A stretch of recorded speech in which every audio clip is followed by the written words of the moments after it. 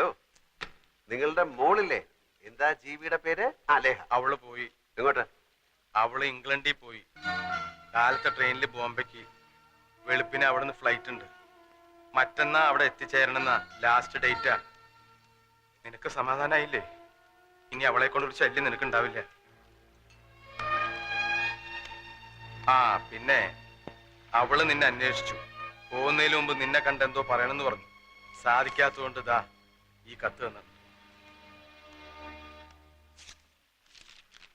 അപ്പുകുട്ടൻ എന്ന ആൽഫിക്ക് ഏതോ ചില ചുറ്റുപാടുകളിൽ ആൽഫിയായി പോയതാണ്.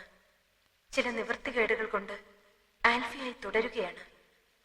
അത്രയും എനിക്ക് മനസ്സിലായി. ചന്ദ്രയോട് സംസാരിച്ചത് ഞാൻ കേട്ടു. പിന്നെ അപ്പു ഒരിക്കലും ചന്ദ്രയെയോ ചന്ദ്രയുടെ കുടുംബത്തെയോ ഉപദ്രവിക്കില്ലെന്നും അപ്പുവിന് വലിയൊരു മനസ്സുണ്ടെന്നും കൂടി ഞാൻ കണ്ടു, അറിഞ്ഞു. എന്നെ കൊണ്ടുണ്ടായ ഉപദ്രവങ്ങൾക്ക് മാപ്പ്. എല്ലാം കഴിഞ്ഞ് എവിടേക്കെങ്കിലും പോകുമ്പോൾ ആരോടെങ്കിലും എവിടെ ഉണ്ടാവും എന്നൊന്ന് പറഞ്ഞിട്ട് പോണം. ഞാൻ മടങ്ങി വരുമ്പോൾ എനിക്കൊന്ന് വന്ന് കാണാനാ. വെറുതെ. ഒരിക്കൽ കൂടി മാപ്പ്.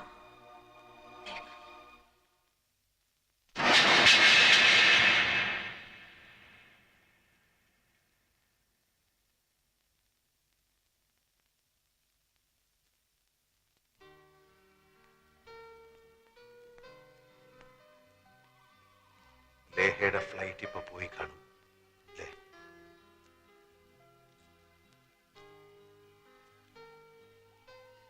അറിയാം, വലിയൊരു മോഹവും അതോടൊപ്പം പോയി. ഞാനൊരു ഒന്നാന്തരം കള്ളനാണ്. അന്തസ്സും ആഭിജാത്യമുള്ള ഒരു കുടുംബത്തിലാണ് പിറന്നത്. പിന്നെ ഇങ്ങനായി പോയി. ജീവിക്കാൻ വേണ്ടി ചെറിയൊരു കള്ളം പറഞ്ഞാ തുടങ്ങിയത്. പിന്നത് പിടിച്ചു നിർത്താൻ വേറൊന്ന്, പിന്നത് പൊളിയാതിരിക്കാൻ വേറൊന്ന്. അങ്ങനെ കള്ളത്തരങ്ങളുടെ ഒരു കൂമ്പാരത്തിന്റെ മുകളിലാണ് ഞാനിപ്പോ നിൽക്കുന്നത്. ഒന്ന് പൊളിഞ്ഞാ മതി, പിന്നെ പടപടാന്ന് പൊളിഞ്ഞു വീഴും. ജാതകത്തിന്റെ ബലമോ ദൈവാനുഗ്രഹമോ എന്തുകൊണ്ടോ ഇതുവരെ പിടിച്ചു നിന്നു. ഒരു വശത്ത് ദൈവത്തിന്റെ രൂപത്തിൽ ചന്ദ്രയും വർമ്മസാറിനെയും പോലെ ചിലർ, മറുവശത്ത് ചെകുത്താന്റെ രൂപത്തിൽ നിന്നെ ആ സത്യപാലനെയും പോലെ ചിലര്. ദൈവങ്ങളുടെയും ചെകുത്താന്റെയും ഇടയിൽ കിടന്ന് ചക്രശ്വാസം വലിക്കുന്ന ഞാൻ. ആ വെപ്രാളത്തെ പറ്റിപ്പോയൊരു അബദ്ധമാണ്. പലരോടും പല കൊച്ചു കൊച്ചു ദ്രോഹങ്ങൾ ഞാൻ ചെയ്തിട്ടുണ്ട്. പക്ഷെ അതൊക്കെ ചെയ്തപ്പോഴെല്ലാം അതിനെല്ലാം എന്തെങ്കിലും ഒരു പരിഹാരം ചെയ്ത് പാപം കഴുകി കളയണമെന്ന് ഞാൻ വിചാരിച്ചിട്ടുണ്ട്. പക്ഷെ ഇത് എനിക്കൊന്നും ചെയ്യാൻ പറ്റില്ലല്ലോ. എങ്ങനെയാ ശിക്ഷിക്കേണ്ടതെന്ന് വെച്ചാൽ ശിക്ഷിക്കാം. ഞാൻ കൈയും കെട്ടി നിൽക്കുകയുള്ളൂ.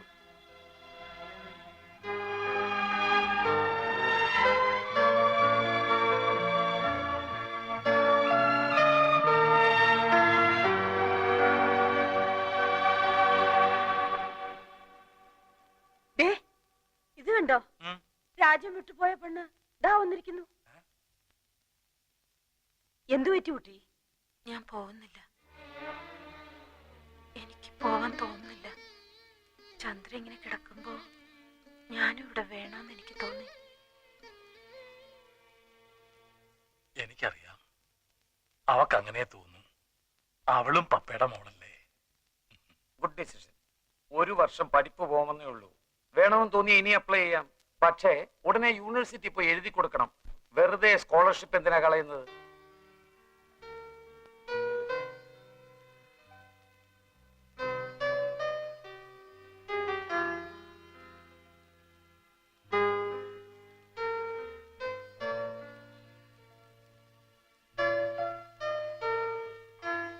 എന്താ എന്നെ ശിക്ഷിക്കുന്നില്ലേ? ഉണ്ട്, ശിക്ഷിക്കണമെന്ന് തന്നെയാ എന്റെ തീരുമാനം. അതിനു മുമ്പ് എനിക്കറിയണം എന്തിനാ ഈ നാടകമൊക്കെ എന്ന്. സൗകര്യം ഉണ്ടെങ്കിൽ പറഞ്ഞാ മതി.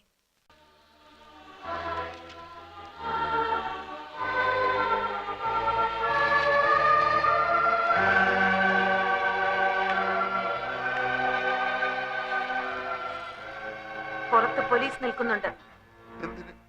കുറെ ആൽഫിമാരെ അറസ്റ്റ് ചെയ്യാൻ. തന്റെ സുഹൃത്ത് അപ്പുക്കുട്ടനും ഇത് തന്നെയാ പറഞ്ഞത്. അയാളും ഉണ്ട് പുറത്ത്. അന്തസ്സുള്ള ഓഫീസായത്. ഇതിനകത്ത് പോലീസുകാർ കയറി MD അറസ്റ്റ് ചെയ്തെന്നറിഞ്ഞാൽ ഞങ്ങൾക്ക് അതിന്റെ നാണക്കേട്. അതുകൊണ്ടാ ഞാൻ അവരെ പുറത്ത് നിർത്തിയത്. മനുഷ്യന് അത്യാർത്ഥി പാടില്ലല്ലേ? താൻ വരുന്നുണ്ടോ അതോ ഞാൻ അവരെ ഇങ്ങോട്ട് വിളിക്കണോ? വേണ്ട, നമ്മൾ വരാം. പോലീസ് ഇങ്ങോട്ട് വന്നാൽ ഈ ആഫീസിലുള്ള എല്ലാവരും കൂടി നമ്മളെ എടുത്തിട്ട് ഇടിക്കും. ഈ തിങ്ങളെ അടി നമ്മൾ നേരത്തെ കണ്ടിട്ടുള്ളത്. മാമാനെ അടിച്ചിട്ട് മാമാന്റെ എല്ലിന്റെ എണ്ണം കൂടി പല്ലിന്റെ എണ്ണം കുറഞ്ഞ്. എന്നാ വാ. എവിടെ പോലീസ്? എവിടെ പോലീസ്? പോലീസില്ല, ഇവിടെ കള്ളന്മാരേ ഉള്ളൂ. ഇത് അരക്കള്ളൻ, ഇത് മുക്കാക്കള്ളൻ, ഇത് മുഴുക്കള്ളൻ.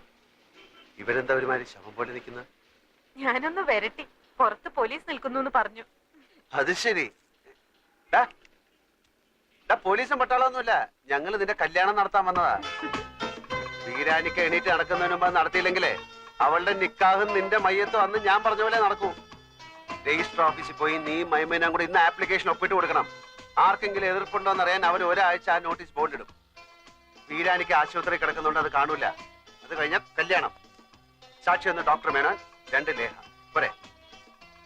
ഇവിടെ നമ്മളെ ശത്രു അല്ലേ? ഇടാ അതൊക്കെ പണ്ട്. ഇപ്പൊ പടച്ചോന്റെ പുതിയ രൂപ. ആൽഫിക്ക് കുറച്ചാളോട് ആയുസ് നീട്ടി കിട്ടി. എവിടേക്ക് പോണെന്നാ പറഞ്ഞേ? യൂണിവേഴ്സിറ്റി വരെ. രാത്രിയിലത്തെ ട്രെയിനിന് ടിക്കറ്റ് എടുത്തിട്ടുണ്ട്. ഒരാഴ്ച കഴിഞ്ഞേ വരൂ. അപ്പോഴേക്കും ലോൺ കിട്ടില്ലേ? എന്നിട്ട് വേണം നമുക്ക് ഈ കള്ള കഥകൾ അവസാനിപ്പിക്കാൻ. ഇവിടെ ഇല്ല, വീട്ടിലുണ്ട്. കൊടുക്കും. ഇത് കണ്ടോ? ഒറിജിനൽ ആൽഫി ചന്ദ്രൻകുടി വിവാഹം രജിസ്റ്റർ ചെയ്യാൻ അപ്ലൈ ചെയ്ത ആപ്ലിക്കേഷൻ ഫോമാ. രജിസ്റ്റർ ഓഫീസിലെ കണ്ടെടുത്തതാ. ആൽഫിയുടെ ഒറിജിനൽ ഒപ്പ് ഇതിനകത്തുണ്ട്. ഈ ഒപ്പ് ഇവനിടണം, അല്ലെങ്കിൽ ഇവൻ ആൽഫി അല്ല. അതേതാ? ഞാൻ പപ്പയുടെ കൈ കൊടുക്കാം. വേണ്ട വേണ്ട, ഞാൻ കൊടുത്തോളാം. നീയും ഈടെയായിട്ട് അവരോട് കൂടിയിട്ടുണ്ട്. ഗൂഢാലോചനക്കാരെ എല്ലാത്തിനും ഒരുമിച്ച് അകത്താക്കും. ഞാനിത് അമ്മാവന്റെ കയ്യിൽ കൊടുക്കാൻ പോവുകയാണ്. നീ പോലീസിന് ഇരുവോളം തയ്യാറായിക്കോ. നോക്കി നിൽക്കാതെ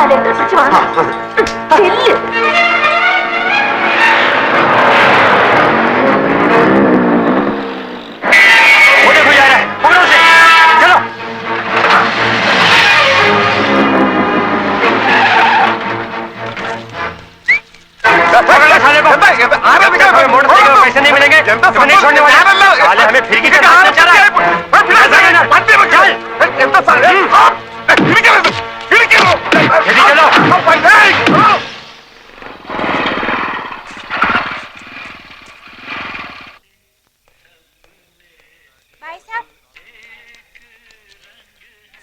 चिट्ठी।